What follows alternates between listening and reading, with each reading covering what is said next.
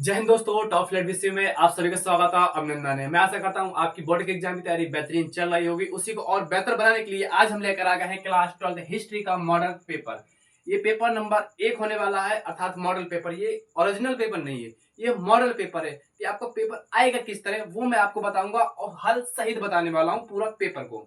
ये पहला पेपर है। मैं इस तरह के 15 से 16 प्रश्न पेपर आपको करवाने वाला हूँ। देखो, पहले हम समझते हैं पेपर का हाल क्या होता है, मतलब पेपर आपसे पूछता कैसा है। तो देखो, सबसे पहले बहुविकल्पी आपसे पूछेगा कितने मार्क्स का, 10 मार्क्स का 10 क्वेश्चन पूछेगा।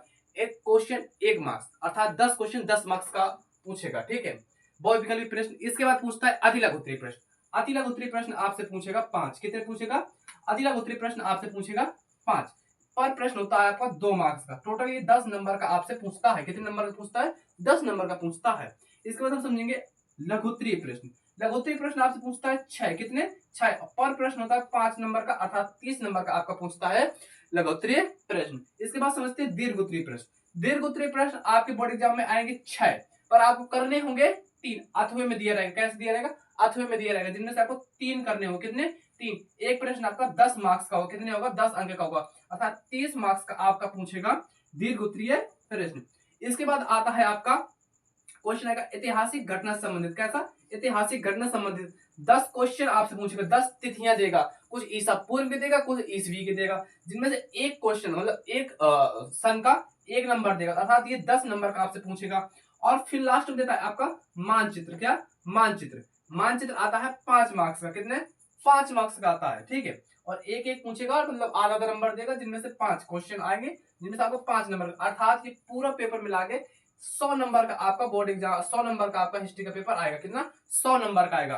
देखो, टोटल प्रश्न हमारे होंगे 39। कितने? 39। कितने प्रश्न होंगे हमारे? 39। इस वीडियो में हम समझेंगे पूरा मॉडल पेपर, कि हमारा मॉडल पेपर आता कैसा, मतलब पेपर हमारा कैसा आता। ओरिजिनल पेपर नहीं, ओरिजिनल पेपर का एक कॉपी है मॉडल पेपर। मैं आपको कॉपी में एक एक प्रश्न लिखकर अच्छे से समझाने वाला हूँ।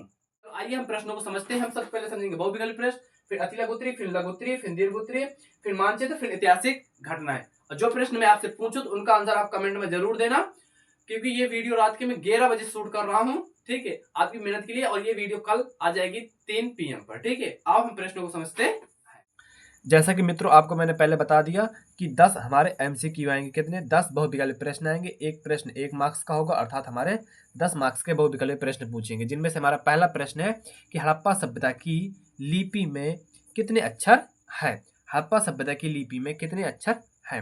250, 300, 350 या 400? तो आप सभी को पता होगा लगभग 400 अक्षर पाए जाते हैं। हड़प्पा सभ्यता की लिपि में कितने अक्षर हैं? तो लगभग 400 अक्षर पाए जाते हैं। कितने? 400 अक्षर पाए जाते हैं। दूसरा प्रश्न हमारा कि प्रथम स्वर्ण मुद्राएं जारी की गई थी। प्रथम स्वर्ण मुद्राएं जारी की गई थी किनके काल में? प्रथम स्वर्ण मुद्राएं जारी की गई थी, तो आप बताओ।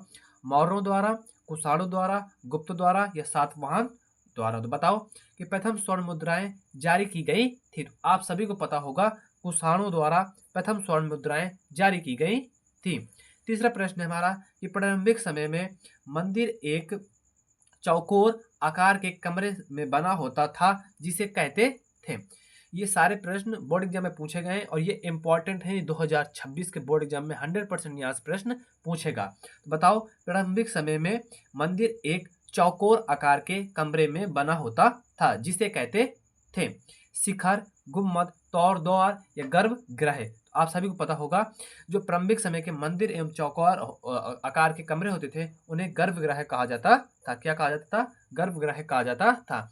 ये देखो, रियल पेपर तो नहीं है, ना मेरे पास है, ना जहां तक किसी के पास होगा। ये एक मॉडल पेपर है, रियल पेपर के टाइप का एक मॉडल पेपर है, मतलब कॉपी है, कॉपी। ठीक है, नेक्स्ट क्वेश्चन है हमारा, क्वेश्चन नंबर चौथा है हमारा कि सूफियों की कितनी शाखाएं हैं? सूफियों की कितनी शाखाएं हैं?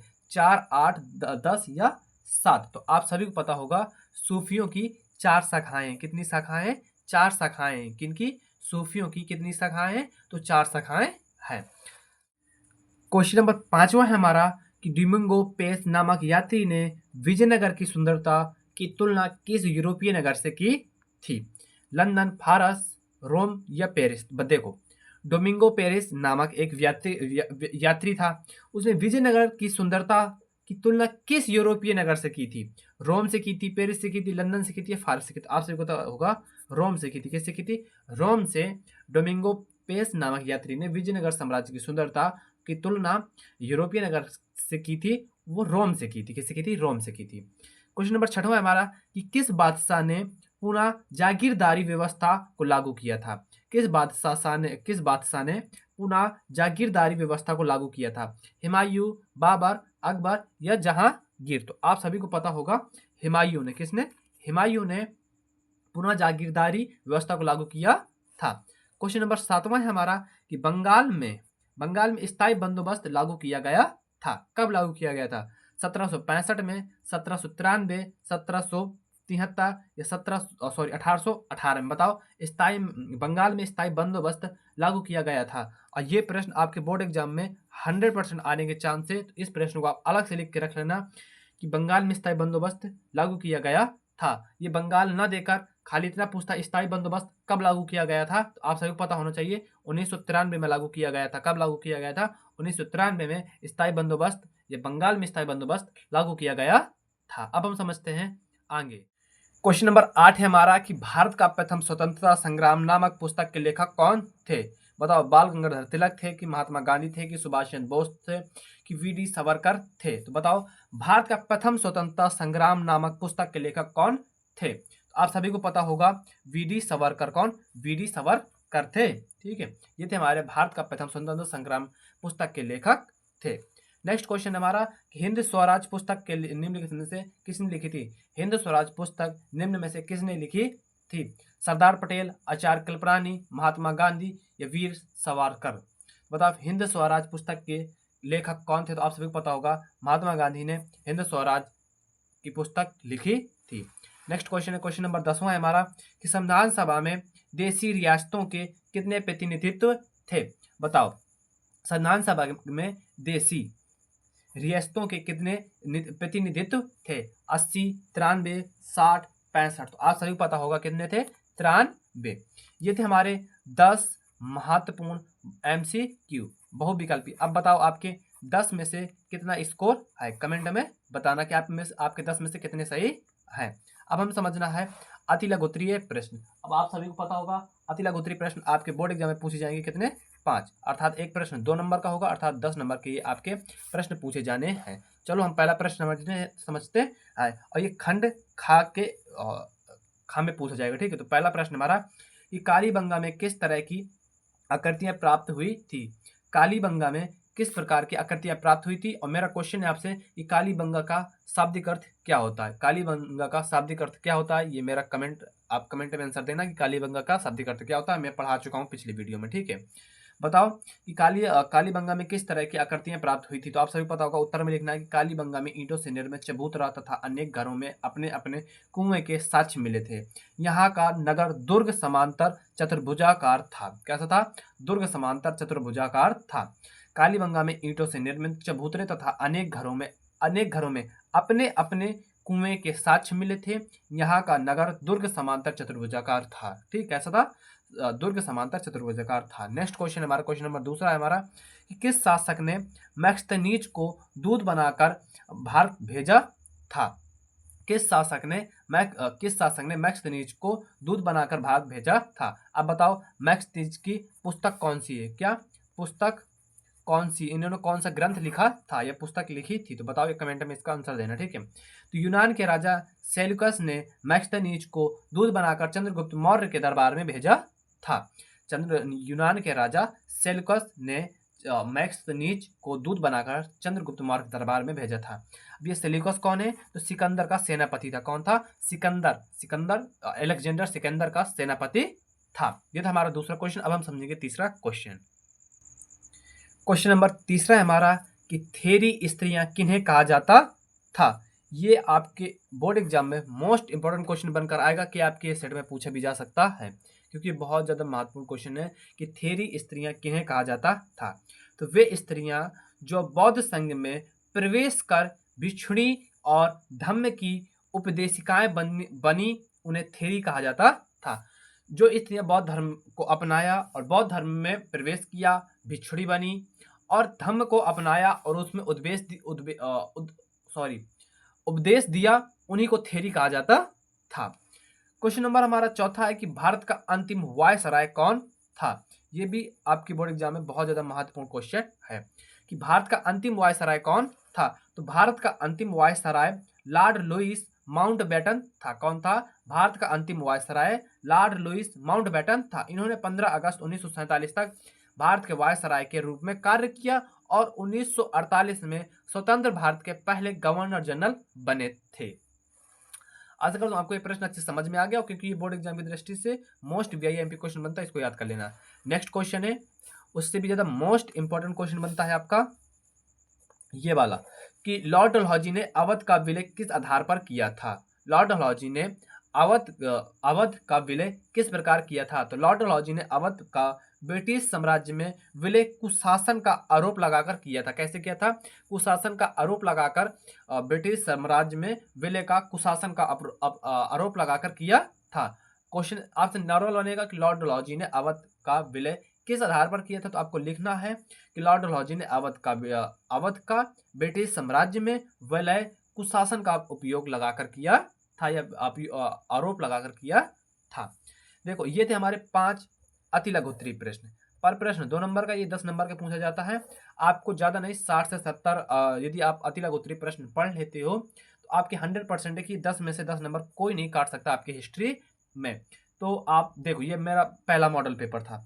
इस तरह मैं आपको 30 से 40 मॉडल पेपर करवाने वाला हूँ। तो हमें प्रतिदिन मतलब जो मॉडल पेपर आएंगे तो उनमें अलग अलग क्वेश्चन लेकर आऊंगा, तो आपके सारे क्वेश्चन में करवा दूंगा, क्लियर करवा दूंगा। मेरा टारगेट यही रहेगा कि आपके कम से कम 100 में से 95 या 96 नंबर तो आईबी करें, ठीक है। खंडगा में आपसे पूछेगा लघु उत्तरीय प्रश्न। ये आपसे बोर्ड एग्जाम में 6 क्वेश्चन पूछेगा। कितने? 6। एक क्वेश्चन 5 नंबर का होगा, अर्थात ये क्वेश्चन हमारे 30 नंबर के होने वाले हैं। तो हमें एक बार हमें अति लघु उत्तरीय प्रश्न नहीं पढ़ने, पर हमको ये 30 नंबर नहीं छोड़ना। हमें एक नंबर भी नहीं छोड़ना। पहली बात तो हम तो 30 में 100 में से 100 नंबर का टारगेट लेकर चल रहे हैं, पर आपके तब भी 95-96 नंबर आएंगे यदि जैसे मैं बता रहा हूँ वैसे आप पढ़ते चलो, ठीक। मैं हर वीडियो में देखो, आप दिमाग लगाओ आप यहाँ से। मैं आपको देखो कम से कम 8 मान लो 15 मॉडल पेपर करवाए मैंने। कितने? 15 मॉडल पेपर करवाए, जिनमें से मान लो मैंने लघुत्तरीय प्रश्न है, जो लघुत्तरीय प्रश्न मैंने हर वीडियो 15 छक्का 90 होता है। कितना? 90 हमारे, केवल 90 प्रश्न हमारे लघुत्तरीय प्रश्न तैयार हो जाएंगे। यदि आपने 90 प्रश्न लघुत्तरीय प्रश्न तैयार कर लिया ना, तो बोर्ड एग्जाम में भाई इससे ज्यादा बार कोई जाने वाला ही नहीं है। तो आप जितने क्वेश्चन बताऊं उनको आप लिखते चलिए और इनको रिवाइज करते चलिए। 100% कहता हूं कि आपके पूरे पूरे नंबर आएंगे आपकी हिस्ट्री में, ठीक है। देखो मैं 15 कम से कम 15 मॉडल पेपर करवाने वाला, और मैं तो ज्यादा ही करवाऊंगा, 20-22 करवाऊंगा, पर निम्नम धर लो मैंने 15 करवाए। तो एक मॉडल पेपर मैंने 6 प्रश्न लेकर आया लघुत्तरीय प्रश्न, तो 15 छक्का 90 प्रश्न मैंने आपको कंप्लीट करवा दिए, ठीक है। तो चलो हम समझते हैं अब लघुत्तरीय प्रश्न। लघुत्तरीय प्रश्न का हमारा पहला प्रश्न है और बहुत महत्वपूर्ण प्रश्न है ये प्रश्न, ठीक है, कि महाजनपदों की प्रमुख विशेषताओं का वर्णन कीजिए। एक क्वेश्चन आपका महाजनपद से 100% पूछने वाला है। चाहे वो भलाई आपसे मगध जनपद के बारे में पूछ ले, कुछ भी पूछ सकता है, पर मगध जनपद से एक क्वेश्चन पूछेगा ही। तो चलो हम इसका समझते हैं।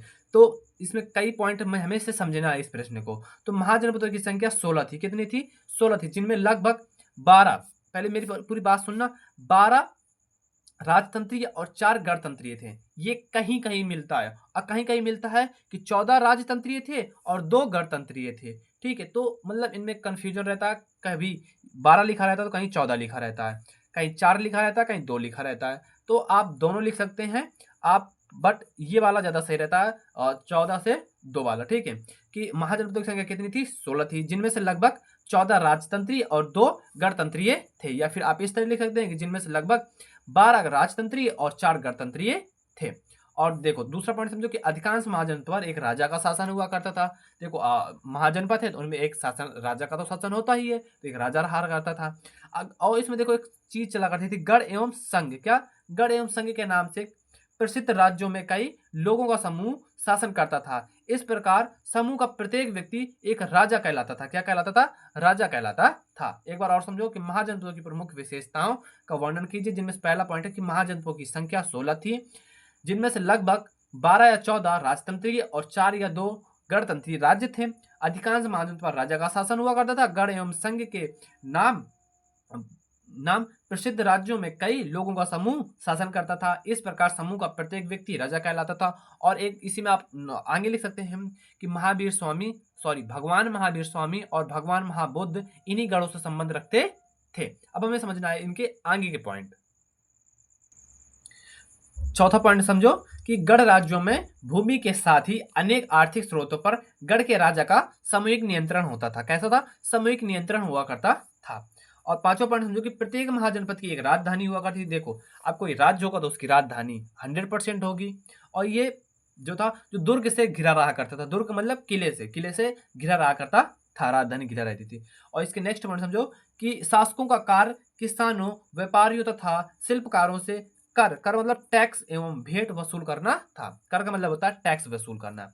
और नेक्स्ट पॉइंट समझो कि धीरे धीरे कुछ शक्तिशाली राज्यों ने अपनी स्थायी सेना एवं नौकरशाही तंत्र तैयार कर लिया था। अब देखो, जिसके पास ज्यादा पैसा होगा तो उसने क्या किया था कि वो शक्तिशाली हो गए थे। कुछ जिनके पास ज्यादा जनसंख्या थी तो वो शक्तिशाली हो, जैसे मगध के पास में लोहे की खदानें पाई गई थी और मगध के पास में जंगल हुआ करते थे, तो उनमें से हाथी युद्ध के लिए हो जाते थे और लोहा उत्पादन हुआ करता था। इसलिए मगध जो था सबसे शक्तिशाली राजा बन जाता है, मतलब महाजनपद बन जाता है। क्या बन जाता है? सबसे शक्तिशाली महाजनपद बन जाता है। आशा करता हूं आपको ये क्वेश्चन समझ में आ गया होगा।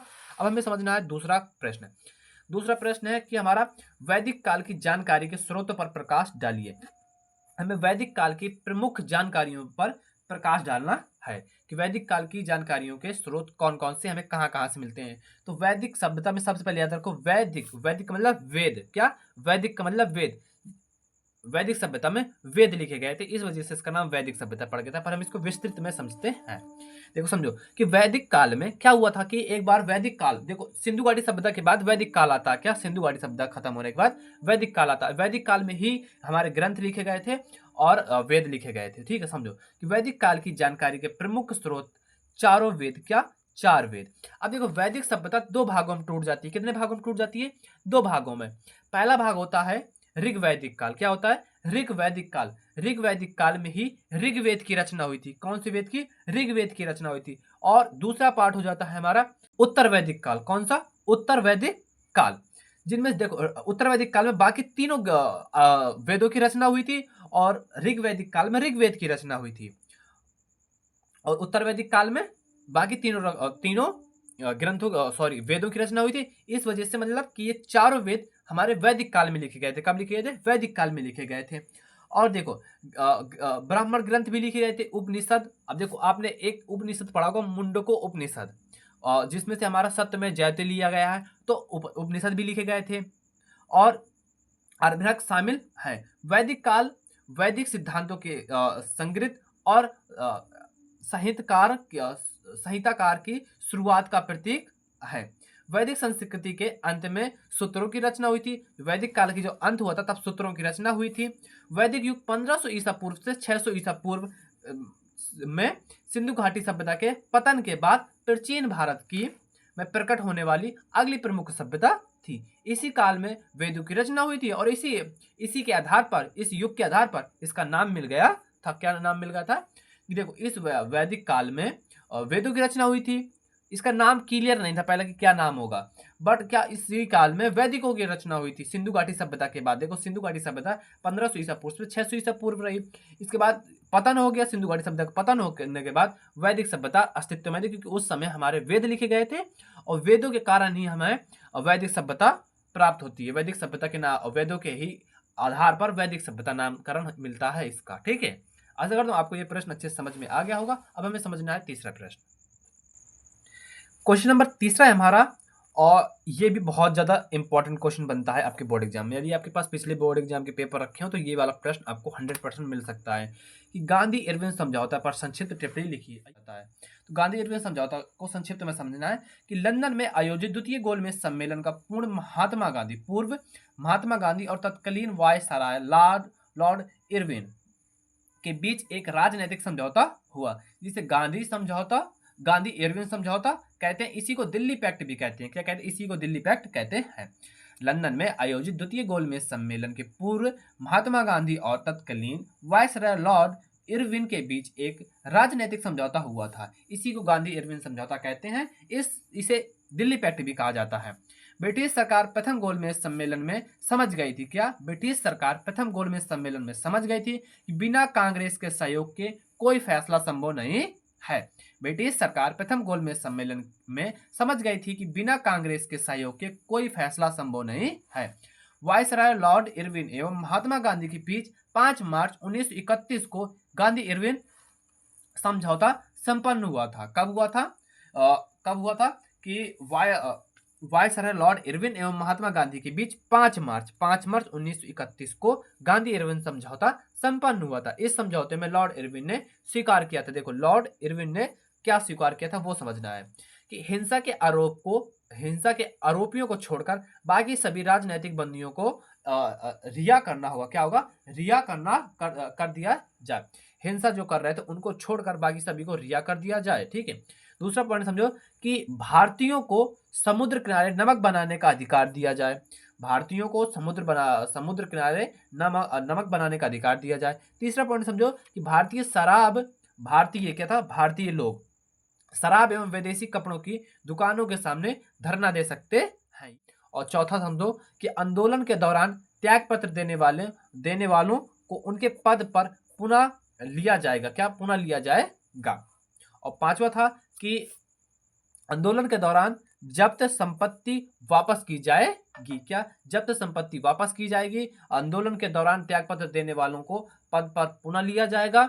दुकानों भारतीय जो लोग थे शराब और विदेशी कपड़ों की दुकान के सामने धरना दे सकते हैं। भारतीयों को समुद्र का नमक बनाने का अधिकार दिया जाए। हिंसा के आरोपियों को छोड़कर बाकी सभी को राजनीतिक बंदियों को रिहा कर दिया जाए। ये थे हमारे क्या था कि महात्मा गांधी द्वारा इरविन समझौते में संपन्न हुआ समझौता। लॉर्ड इरविन ने स्वीकार की थी ये 5 चीजें। अब इसमें समझना है, इसके आगे थोड़ा और उसे समझते हैं। उसी के आगे समझो कि कांग्रेस की ओर से गांधी जी ने निम्न शर्तें स्वीकार की थी। किसके? कांग्रेस की ओर से गांधी जी ने निम्न शर्तें स्वीकार की थी। पहला स्वीकार किया था कि सवर्ण अवज्ञा आंदोलन स्थगित कर दिया जाए। क्या? सवर्ण अवज्ञा आंदोलन स्थगित कर दिया जाए। दूसरा समझो कि कांग्रेस द्वितीय गोलमेज सम्मेलन में भाग लेगी। तीसरा है कि कांग्रेस ब्रिटिश साम्राज्य का बहिष्कार नहीं करेगी। और चौथा पॉइंट समझो कि गांधी जी ने पुलिस जातियों की जांच की मांग छोड़ दें। गांधी जी पुलिस जातियों की मांग छोड़ दें। यह समझौता इसलिए महत्वपूर्ण हो जाता है क्योंकि पहली बार ब्रिटिश सरकार ने भारतीयों के साथ समानता अर्थात बराबरी का स्तर पर समझौता किया था। आशा करता हूं आपको ये प्रश्न अच्छे से समझ में आ गया होगा। अब हमें समझना है इसका नेक्स्ट प्रश्न। हमारा चौथा प्रश्न है हड़प्पा सभ्यता से, हड़प्पा धर्म से संबंधित है कि हड़प्पा सभ्यता से एक क्वेश्चन है। ठीक है कि हड़प्पा धर्म पर एक संक्षिप्त टिप्पणी लिखना। क्या? हमें हड़प्पा धर्म पर हमें एक संक्षिप्त टिप्पणी लिखना है। तो इसको आंसर समझो। देखो सिंधु सभ्यता के लोग बहुदेववादी थे। कैसे थे? बहुदेववादी अर्थात ये बहुत से देवी देवताओं को मानते थे। हड़प्पा धर्म के जो लोग थे, देखो हड़प्पा धर्म को ही सिंधु सभ्यता कहा जाता है। क्यों कहा जाता है? क्योंकि जो ये सभ्यता थी सिंधु नदी के किनारे हुई थी, इस वजह से इसका नाम सिंधु सभ्यता पड़ जाता है, क्योंकि सिंधु नदी के किनारे ही लोग रहा करते थे। तो सिंधु सभ्यता के लोग बहुदेववादी थे। इनके धर्म को 3 मुख्य भागों में बांटा गया है। पहला मृत देवी की उपासना, पशुपति की उपासना, प्राकृतिक पूजा। ये 3 भागों में बांटा गया है कि सिंधु सभ्यता के लोग बहुदेववादी थे। इनके धर्म को 3 प्रमुख अंगों में बांटा जा सकता है। पहला मृत देवी की उपासना, पशुपति की उपासना और प्राकृतिक पूजा। इसके आगे समझो कि यहाँ के लोग मृत देवी की उपासना बलि द्वारा करते थे। कैसे करते थे? बलि के द्वारा यहाँ के लोग पूजा करते थे और बलि से संभवतः नर बलि भी सम्मिलित होती थी। कैसी? नर बलि भी सम्मिलित होती थी। सिंधु घाटी के लोग पृथ्वी देवी की उपासना करते थे। किसकी? पृथ्वी देवी की उपासना करते थे। ये प्राकृतिक पूजा कालांतर में शक्ति पूजा आ गई थी। क्या? यह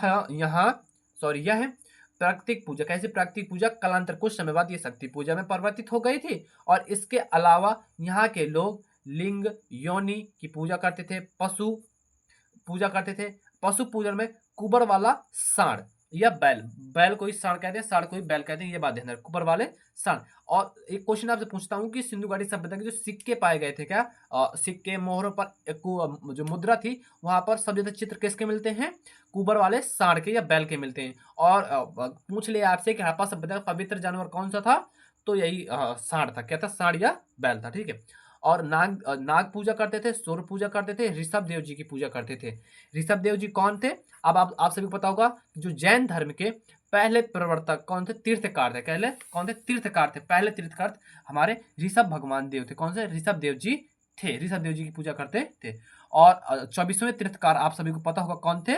महावीर स्वामी थे। कौन थे? महावीर स्वामी थे। तो आप सभी को पता चल गया होगा कि हड़प्पा धर्म पर एक संक्षिप्त टिप्पणी लिखी है धर्म पर। तो सिंधु घाटी सभ्यता के लोग बहुदेववादी थे। इनके धर्म को 3 भागों में बांटा गया: मृत देवी की उपासना, पशुपति की उपासना, प्राकृतिक पूजा। यहाँ के लोग बहुत मृत देवी की उपासना बलि के रूप में करते थे। बलि में संभवतः नर बलि भी शामिल हुआ करती थी। सिंधु घाटी के लोग पृथ्वी देवी की उपासना करते थे। यहाँ प्राकृतिक पूजा कालांतर में शक्ति पूजा में परिवर्तित हो गई। यहाँ के लोग इसके अलावा यहाँ के लोग लिंग योनि की पूजा करते थे, पशु पक्षी की पूजा करते थे, नाग पूजा करते थे, सूर्य पूजा करते थे और ऋषभ देव जी की पूजा करते थे।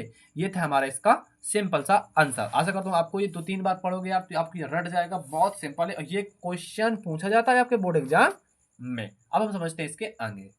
नंबर 5वां है हमारा कि विजयनगर साम्राज्य की अमर नायक प्रणाली की प्रमुख विशेषताओं की विवेचना कीजिए।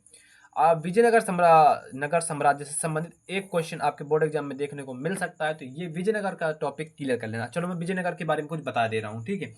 विजयनगर की स्थापना कब हुई थी? तो आप सभी को पता होगा 1336 में हुई थी। कब हुई थी? 1336 में। विजयनगर की स्थापना कब हुई थी? तो 1336 में हुई थी। कब? विजयनगर साम्राज्य की स्थापना कब हुई थी? 1336 में हुई थी। किसने की थी? तो आप सभी को पता होगा हरिहर एवं बुक्का ने की थी। किसने? हरिहर एवं बुक्का ने की थी।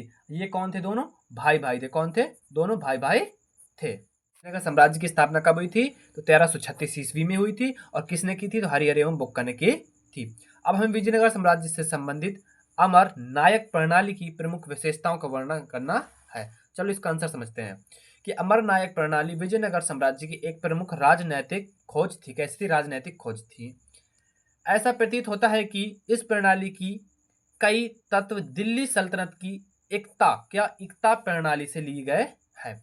यह महत्वपूर्ण है कि अमर नायक प्रणाली विजयनगर साम्राज्य की एक प्रमुख राजनैतिक खोज थी। ऐसा प्रतीत होता है कि इस प्रणाली के कई तत्व दिल्ली सल्तनत की एकता प्रणाली से लिए गए हैं।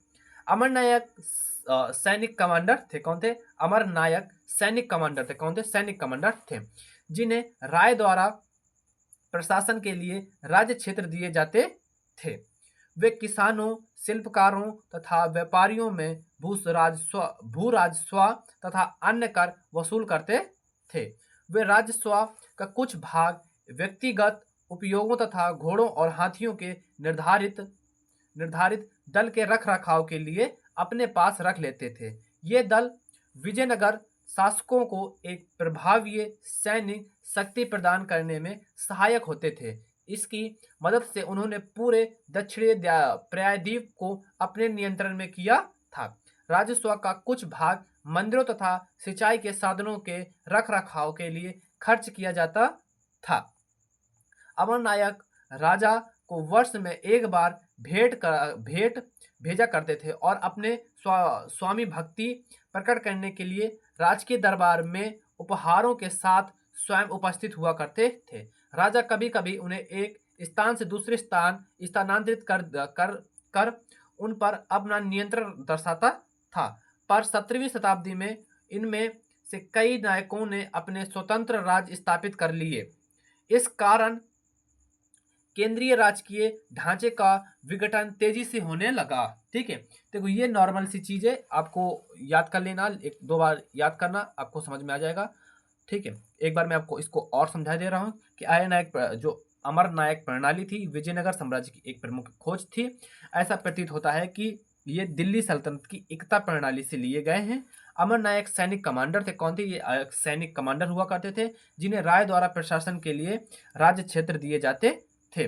वे किसानों को, शिल्पकारों तथा व्यापारियों को भू राजस्व तथा अन्य कर वसूल किया करते थे। क्या इनका काम होता था? ओनली कर वसूल करना। और वे राजस्व का कुछ भाग व्यक्तिगत उपयोग तथा घोड़ों और हाथियों के निर्धारित दल के रखरखाव के लिए अपने पास रखा करते थे। और ये दल विजयनगर शासकों को एक प्रभावी सैनिक शक्ति प्रदान करने में सहायता होती थी, जिसकी सहायता में उन्होंने पूरे दक्षिण प्रायद्वीप में अपने नियंत्रण में कर लिया था। राजस्व का कुछ भाग मंदिर तथा सिंचाई के साधनों में रखरखाव के लिए खर्च किया करते थे।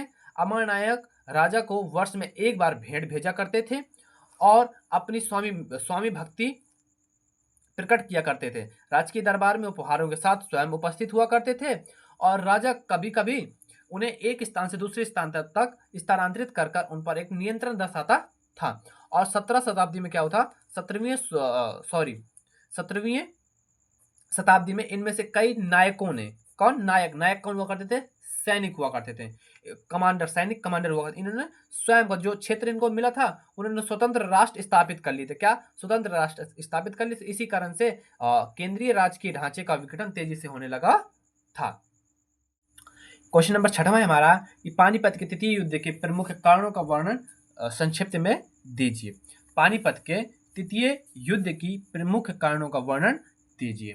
देखो इसको समझो अच्छे से कि 14 जनवरी 1961 ईस्वी को अफगान आक्रमणकारी अहमद शाह अब्दाली और मुगल बादशाह शाह आलम द्वितीय के संरक्षण और सहायक मराठी के बीच लड़ा गया था। इस युद्ध में मराठा सेनापति सदाशिवराव भाऊ अफगान सेनापति अब्दाली से पराजित हो गए। पानीपत के तृतीय युद्ध के दो प्रमुख कारण थे। नादिर शाह की तरह अहमद शाह अब्दाली भी भारत को लूटना चाहता था और मराठे हिंदू पादशाही भी भावना से ओतप्रोत होकर दिल्ली में अपना अधिकार स्थापित करना चाहते थे। बस यही कारण था पानीपत के तृतीय युद्ध के। आप एक बार इसको अच्छे से लिख लेना और अच्छे से पढ़ लेना, 2-3 बार रिवाइज करना, आपको ये याद हो जाएगा। यदि मैं आपको 3-3, 4-4 बार इसको पढ़कर बताऊंगा तो आपको बहुत ज़्यादा वीडियो लेंदी हो जाता है, ठीक है। तो आपको बोरिंग नहीं महसूस होने दूंगा, ठीक है। आगे समझते हैं। हमें खंड गा समझना है, दीर्घोत्तरीय प्रश्न समझने हैं। ये दीर्घोत्तरीय प्रश्न आपके 3 पूछे जाएंगे, 10 नंबर का एक प्रश्न होगा, अर्थात ये 30 अंक के आपके ये प्रश्न पूछे जाने हैं। देखो पहला प्रश्न उसे समझते हैं। पहला प्रश्न हमारा कि 1857 के विद्रोह के कारणों की विवेचना कीजिए, अथवा 1857 के विद्रोह के सामाजिक, धार्मिक तथा सैनिक कारणों का आलोचनात्मक विवेचना कीजिए। ये 10 नंबर का क्वेश्चन है, तो आपको 150 से 200 शब्दों में इसका आंसर देना होता है। अब इसका देखो क्वेश्चन एक बार और समझो। 1857 के विद्रोह के कारणों की विवेचना कीजिए, अथवा 1857 के विद्रोह के सामाजिक, आर्थिक और धार्मिक और सैनिक कारणों का आलोचनात्मक विवेचना कीजिए। ये आंसर आप किताब से पढ़ लेना। अब देखो मैं अपने शब्दों में बताऊंगा तो आपको मैं 1.5, 2 पेज का बता दूंगा, जिससे आपको कुछ समझ में भी नहीं आएगा। आप इसको देखो मैं बता दे रहा हूँ क्या क्या इसमें आंसर में क्या क्या लिखना है। पहली बात तो आपको इसमें राजनीतिक कारण, आर्थिक कारण, धार्मिक कारण, सामाजिक कारण और सैनिक कारण, और 1857 क्रांति के क्या परिणाम निकले थे, ये सारे टॉपिक आपको इस प्रश्न में लिखने हैं। और समथिंग एक प्रश्न का आंसर कम से कम 30 शब्दों में देना होगा। कितने? देखो 30 शब्दों में इसको दोगे, 30 इसमें, 30 इसमें, 30 इसमें, 30 इसमें, 30 इसमें, समथिंग 180 में पहुंच जाएगा। और आपको 150 शब्दों में इसका आंसर लिखना होगा, तब आपको जाकर बोर्ड एग्जामिनर 10 नंबर देगा। तो ये आप किताब से पढ़ लेना और अच्छे से पढ़ लेना। आशा करता हूँ आप ये समझ गए होंगे कि मैं बस आपको इतना ही बताने वाला हूँ, इतने टॉपिक बता दिया। आंसर पूरा नहीं लिख के बताने वाला क्योंकि बहुत बड़ा हो जाएगा। मैं आपको 2 पेज 3 पेज का आंसर लिखूंगा, फिर आपको बताऊंगा। तो बहुत आप इसको 1 से 2 बार किताब से पढ़ लेना। क्या? 1857 क्रांति के सामाजिक, धार्मिक और राजनीतिक कारणों का भी आलोचनात्मक किताब से पढ़ लेना। अब हम प्रश्न बताए दे रहा हूँ, ये प्रश्न 100% आएंगे। मैं आपसे 101% कह सकता हूँ कि ये प्रश्न बोर्ड एग्जाम में आपको किसी न किसी सेट में देखने को मिल सकता है। ये 101% आपसे मैं कह सकता हूँ। अब हम समझते हैं इसका नेक्स्ट प्रश्न। दूसरा प्रश्न समझो कि सिंधु घाटी सभ्यता की प्रमुख विशेषताओं का व्याख्या कीजिए। सिंधु घाटी सभ्यता की प्रमुख विशेषताओं का उल्लेख कीजिए या व्याख्या कीजिए। ये भी क्वेश्चन बहुत ज़्यादा इंपॉर्टेंट है। ये भी आपके बोर्ड एग्जाम में आपको देखने को मिलेगा कि सिंधु घाटी सभ्यता की प्रमुख विशेषताओं का उल्लेख कीजिए। इसको भी आपको सिंधु घाटी सभ्यता का मैंने एक लॉन्ग वीडियो बनाया था, उसको देख लेना। उसमें आपको ये क्वेश्चन का आंसर मिल जाएगा, ठीक है। और हम तीसरा क्वेश्चन पढ़ते हैं कि बौद्ध धर्म की शिक्षाओं पर संक्षिप्त टिप्पणी दीजिए, अथवा बौद्ध धर्म के सिद्धांतों का वर्णन कीजिए। भारत में अनेक पतन के कारण भी बताइए। मैं ये प्रश्न भी अपने पिछले वीडियो में बता चुका हूँ और इसको देख लेना। और इस प्रश्न को भी मैंने पिछले वीडियो में बता चुका हूँ। और तो इन प्रश्नों को आप देख लेना। ये थे हमारे दीर्घोत्तरीय प्रश्न। ये 3 प्रश्न थे जिनके मैंने आंसर नहीं बताया, पर आपको तीनों प्रश्न बता दिए हैं। ये प्रश्न देखो, एक प्रश्न का आंसर कम से कम 1.5 पेज का जाएगा, तो इनको आप किताब से पढ़ के लेना और अपने शब्दों में बना बना कर लिखना। रटना नहीं है किसी वर्ड को, शब्दों में बना बना कर लिखना। आपको शब्द क्लियर रखना है। आपको पढ़ा दूंगा, कुछ भी याद नहीं रहेगा। देखो, दीर्घोत्तरीय लघुत्तरीय प्रश्न होते हैं, उनको याद कर लेना जाता है। जो दीर्घोत्तरीय प्रश्न उनको समझ समझ कर याद किया जाता है। आशा करता हूँ आपको ये तीनों प्रश्न समझ में आ गए होंगे। अब हम समझते हैं इसके आगे। हमारा 25 नंबर के, देखो आपके बोर्ड एग्जाम में 25 नंबर में एक क्वेश्चन पूछेगा, खंड अंग नंबर में पूछेगा, खंड अंग। इसमें पूछेगा कि निम्नलिखित ऐतिहासिक तिथियों में संबंधित घटनाओं का उल्लेख कीजिए। ये आपसे पूछेगा 10 मार्क्स का। कितना? 10 मार्क्स का पूछेगा। आपको 10 तिथियां देगा और 10 मार्क्स का ही पूछेगा। और 25वें नंबर के क्वेश्चन नंबर 25 में पूछेगा, खंड अंगा होगा और 10 अंक के पूछेगा। 10 क्वेश्चन होगा कि निम्नलिखित ऐतिहासिक तिथियों में से संबंधित घटनाओं का उल्लेख कीजिए। चलो हम समझते हैं। पहला बताओ, 599 ईसा पूर्व क्या हुआ था? तो आप सभी को पता होगा, महावीर स्वामी का जन्म हुआ था। कहीं कहीं 540 लिखा रहता है, इसको भी आपको याद रखना है। 540 ईसा पूर्व भी महावीर स्वामी का जन्म हुआ था, पर इसे कुछ इतिहासकार मानते हैं। और 599 ईसा पूर्व तो 100% महावीर स्वामी का जन्म हुआ था। आपको एमसीक्यू में पूछेगा तो 2 में से 1 दिया रहेगा, आपको याद रखना है। अब मैं कहोगे मैं 2 क्यों बता रहा हूँ? क्योंकि कुछ इतिहासकार 540 भी मानते हैं और कुछ 599 मानते हैं। ज्यादातर 599 शो करता है। नेक्स्ट है कि 563 ईसा पूर्व क्या हुआ था? तो आप सभी को पता होगा, महात्मा बुद्ध का जन्म हुआ था। क्या हुआ था? महात्मा बुद्ध का जन्म हुआ था। 321 से 22 ईसा पूर्व क्या हुआ था? 321 से 22 ईसा पूर्व हुआ था मौर्य वंश की स्थापना। क्या हुई थी? मौर्य वंश की स्थापना। 185 ईसा पूर्व क्या हुआ था? मगध से मौर्य शासक का अंत हुआ था और पुष्यमित्र शुंग ने शुंग वंश की स्थापना की थी। 78 ईस्वी में क्या हुआ था? तो संवत का आरंभ हुआ था, कनिष्ठ का राज्यारोहण हुआ था। 319 से 320 ईस्वी में क्या हुआ था? तो चंद्रगुप्त गुप्त संवत की शुरुआत हुई थी और चंद्रगुप्त प्रथम गद्दी पर बैठा था। आपसे मेरा क्वेश्चन है कि इतिहास में कितने चंद्रगुप्त मौर्य हुए हैं?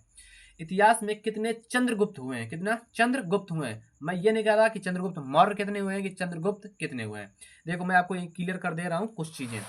हमारा चंद्रगुप्त मौर्य ये अलग है। चंद्रगुप्त मौर्य आया था 321 से 22 ईसा पूर्व। कब? 321 से 22 ईसा पूर्व ये हुआ था चंद्रगुप्त मौर्य। कौन था? चंद्रगुप्त मौर्य। और गुप्त वंश कब? गुप्त वंश आता है हमारा 319 से 320 ईस्वी। कब? ईस्वी में आता है चंद्रगुप्त। चंद्रगुप्त प्रथम और चंद्रगुप्त सेकंड। चंद्रगुप्त जो सेकंड है वो है समुद्रगुप्त का पुत्र। किसका? समुद्रगुप्त का पुत्र। ठीक है, आगे समझो कि 319 से 320 ईस्वी में गुप्त संबंध की शुरुआत हुई थी और चंद्रगुप्त प्रथम गद्दी पर बैठा था। 712 ईस्वी में क्या हुआ था? मोहम्मद बिन कासिम का भारत पर आक्रमण हुआ था। क्या हुआ था? मोहम्मद बिन कासिम का भारत पर आक्रमण हुआ था। 1526 ईसा पूर्व क्या हुआ था? पानीपत का प्रथम युद्ध हुआ था। 1707 ईस्वी में क्या हुआ था? तो औरंगजेब की मृत्यु हुई थी। कब हुई थी? औरंगजेब की मृत्यु हुई थी। सॉरी, ये ईस्वी है, ईसा यदि बोल गया हूं तो ईस्वी है। ठीक है। 1905 में क्या हुआ था? तो बंगाल का विभाजन हुआ था। क्या हुआ था? बंगाल का विभाजन कब हुआ था? 1905 में बंगाल का विभाजन हुआ था। 1907 में औरंगजेब की मृत्यु हुई थी। 1526 में पानीपत का प्रथम युद्ध हुआ था। ये मैं 10 जितने बताया है ना, 10 ये मोस्ट VIMP ऐतिहासिक घटना है, बता दी है। इनमें से आपको बोर्ड एग्जाम में 102 प्रश्न 100% देखने को मिलेंगे। हमारा अब क्वेश्चन नंबर 26 आपसे बोर्ड एग्जाम में पूछेगा कि मानचित्र संबंधित प्रश्न है। क्या? मानचित्र संबंधित प्रश्न। ये आपसे 5 प्रश्न पूछेगा। मेरे पास मानचित्र नहीं है, पर मैं आपसे 5 प्रश्न पूछूंगा जिनका आपको कमेंट में आंसर देना होगा। ठीक है, मुझे ये पता हो जाएगा कि आपको उनके नाम स्थान पता है और मेरे पास मैप नहीं है। जल्दी मैप मंगाकर मैं आपको एक मानचित्र भरना आसान तरीके से समझा दूंगा। ठीक है, बताओ वह स्थान जहां महावीर स्वामी का जन्म हुआ था। बताओ महावीर स्वामी का जन्म कहाँ हुआ था। मैं इसको बहुत बार पढ़ा चुका हूँ और इसका आंसर मुझे कमेंट में सभी बच्चों से चाहिए। नेक्स्ट है हमारा कि वह स्थान जहां ताजमहल स्थित है। बताओ वह स्थान जहां ताजमहल स्थित, तो आप सभी को पता होगा आगरा में, उत्तर प्रदेश आगरा में स्थित है। कि आगरा का ताजमहल उत्तर प्रदेश में, कहा? उत्तर प्रदेश आगरा। तीसरा कि वह स्थान जहां जलियांवाला बाग हत्याकांड हुआ था। कहां हुआ था जलियांवाला बाग हत्याकांड? अमृतसर पंजाब। कहां? अमृतसर पंजाब। वह स्थान जहां भारत की राजधानी स्थित है, आप सभी को पता होगा, नई दिल्ली। वह स्थान जहां गौतम बुद्ध का जन्म हुआ था। ये प्रश्न भी मैं आपको पढ़ा चुका हूं, इस वजह से इसका और इसका आंसर नहीं बताया। इनका आंसर आप कमेंट में देना। ठीक है। मित्रों, ये था एक हमारा मॉडल पेपर। हमने इस पूरे मॉडल पेपर को अच्छे से समझ लिया। जिनमें से दीर्घ उत्तरीय प्रश्न को नहीं बताया क्योंकि ये बहुत लेंदी वीडियो हो जाएगी, 2 से 3 घंटे की वीडियो बन जाएगी। फिर आप देखते रहोगे, कहोगे कि मॉडल पेपर तो इतना सा है और टाइम इतना हो गया, ठीक है। इस वजह से मैंने दीर्घ उत्तरीय प्रश्न का आंसर नहीं दिया। और एक बात और है ना, जो हमारा जो मानचित्र है, ये 5 नंबर का ना पूछकर 5 प्रश्न आपसे पूछेगा, पर ये 2 मार्क्स का पूछेगा, अर्थात ये 10 नंबर का पूछे, कितने 10 नंबर का पूछेगा। ये मॉडल पेपर आपको कैसा लगा कमेंट में जरूर बताना। चैनल पर नया तो चैनल को सब्सक्राइब कर लो। अब मिलेंगे नेक्स्ट वीडियो में, जब तक के लिए जय हिंद, जय भारत।